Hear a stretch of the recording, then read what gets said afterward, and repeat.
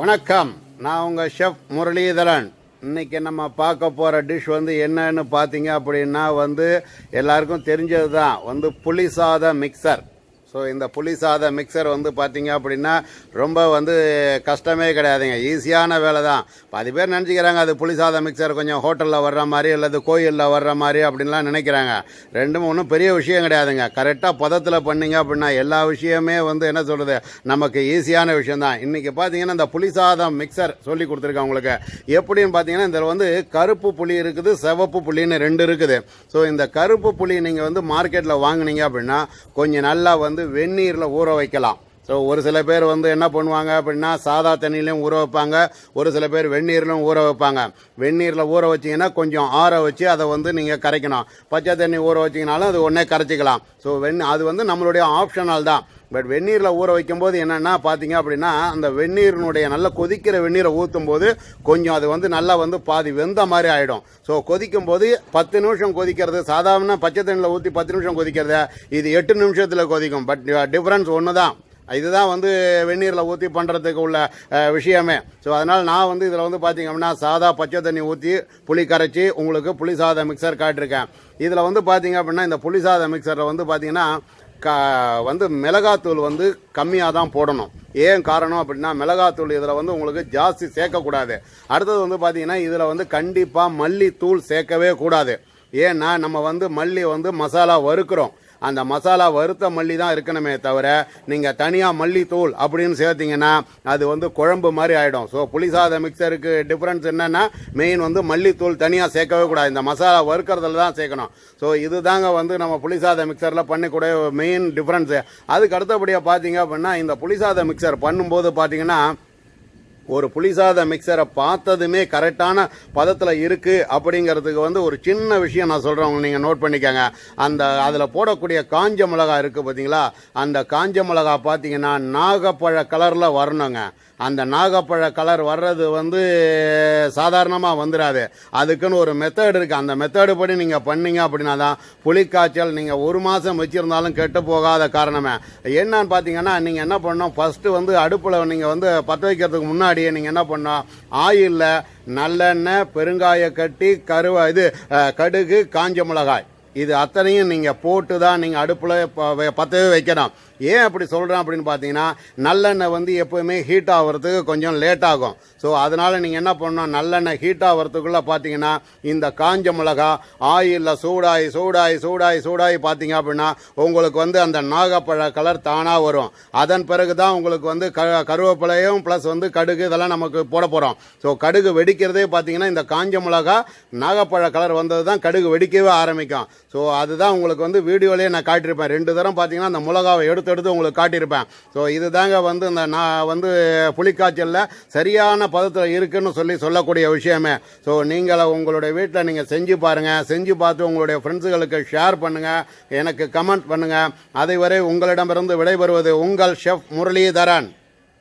இன்றைக்கி நம்ம பார்க்க போகிற டிஷ் பார்த்தீங்க அப்படின்னா புளிக்காய்ச்சல். இதுக்கு தேவையானது ஃபஸ்ட்டு நல்லெண்ணெய், காஞ்ச மிளகா, கடுகு, கருவேப்பிலை, கடலைப்பருப்பு. கடலைப்பருப்பு ரெண்டுத்துக்கும், அதாவது மசாலா வறுக்கிறதுக்கு ப்ளஸ் தாளிப்பு ரெண்டுத்துக்கும் சேர்த்துருக்கேன். உளுத்தம்பருப்பு மசாலா வறுக்கிறதுக்கு ப்ளஸ் தாளிப்பு ரெண்டுத்துக்கும் சேர்த்துருக்கேன். தனியா மசாலா வறுக்கிறதுக்கு மட்டும்தான் தேவையான தனியா. அடுத்தது திக்கான புளிக்காய்ச்சல், அதாவது புளிக்காய்ச்சலுக்கு எப்படி நம்ம புளி எவ்வளோ திக்காக இருக்கணுமோ அந்த மாதிரி திக்காக இருக்கணும். இப்போ நான் என்ன பண்ணியிருக்கேன் அப்படின்னா உங்களுக்கு எல்லா மசாலா வறுத்துருக்கு, அதாவது கடலைப்பருப்பு, உளுத்தம்பருப்பு, மல்லி, காஞ்ச மிளகா இது எல்லாத்தையும் ஆயில் இல்லாமல் நான் வறுத்து என்ன பண்ணியிருக்கேன்னா பவுடர் மாதிரி பண்ணி வச்சுருக்கேன். இந்த பவுடரில் கம்பல்சரி கருப்பு எள்ளு சேர்க்கணும். ஏன் அப்படின்னா கருப்பு எள்ளு சேர்த்தா நல்லெண்ணெய் சேர்த்தா என்ன வாசனை வருமோ அந்த மாதிரி அந்த நல்லெண்ணெய் சேர்த்தா அந்த வாசனைக்காக தான் கருப்பு எள்ளு வறுத்துட்டு பவுடர் பண்ணி வைக்கணும். ஒரு சில பேர் கருப்பு எள்ளு வேண்டாம் எனக்கு வெள்ளை எள்ளு தான் வேணும்பாங்க, அது அவங்களுடைய விருப்பத்துக்கு தகுந்த மாதிரி. அப்புறம் வந்து பார்த்தீங்கன்னா வறுத்த வேர்க்கடலை கண்டிப்பாக போடணும். இந்த வறுத்த வேர்க்கடலை வந்து ஒரு சில பேர் என்ன பண்ணுவாங்க, புளிக்காய்ச்சல் கொதிக்கும் போதே போடுவாங்க, ஒரு சில பேர் சாதம் கலக்கும் போது போடுவாங்க. அது அவங்கவுங்களுடைய விருப்பத்துக்கு தகுந்த மாதிரி. மஞ்சத்தூள் கண்டிப்பாக நம்ம புளிக்காய்ச்சல் கொதிக்கும் போது மஞ்சத்தூள் போடணும்.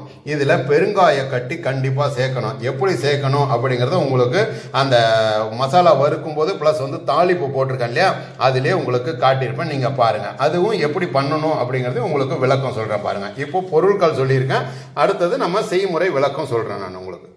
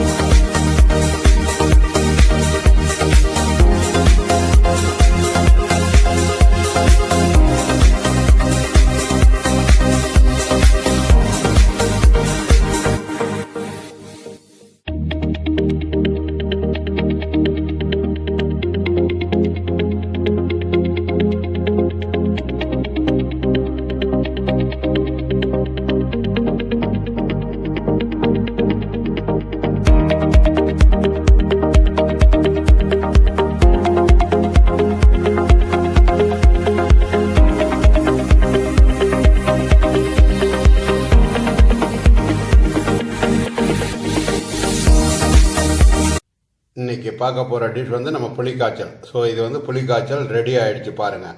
இதில் வந்து இந்த காஞ்ச மிளகா வந்து பார்த்தீங்க அப்படின்னா, புளிக்காய்ச்சல் அப்படின்னா இளந்த பழ கலரில் இருந்தே ஆகணும். அப்போ தான் வந்து புளிக்காய்ச்சல் சரியான பதத்தில் இருக்குது அப்படின்னு அர்த்தம். அதே மாதிரி இதில் பாருங்கள், அந்த ரோகன் எவ்வளோ வந்திருக்கு பாருங்கள். நல்லெண்ணெய் வந்து நிறையா ஊற்றி நல்ல தளன்னு வந்தால் தான் அந்த டேஸ்ட்டே, புளிக்காய்ச்சலுக்கு உண்டான டேஸ்ட்டே நல்லெண்ணெய் தான். ஸோ அதனால் நீங்கள் என்ன பண்ணணும், நல்லெண்ணெய் தாராளமாக விட்டால் தான் நல்லாயிருக்கும். இதில் வந்து நான் வந்து வேர்க்கடலையெல்லாம் நான் முதல்லையே போட்டு நல்லா சேர்த்துருக்கேன். நான் என்னோட மெத்தடுன்னு சொன்னேன் இல்லையா, அதனால் என்ன பண்ணுங்க, புளிக்காய்ச்சல் கொதிக்கும் போதே வேர்க்கடலையை போட்டு உங்களுக்கு போட்டு வச்சுருக்கேன். பாருங்கள், சுவையான புளிக்காய்ச்சல் மிக்சர் ரெடி. வாவ்.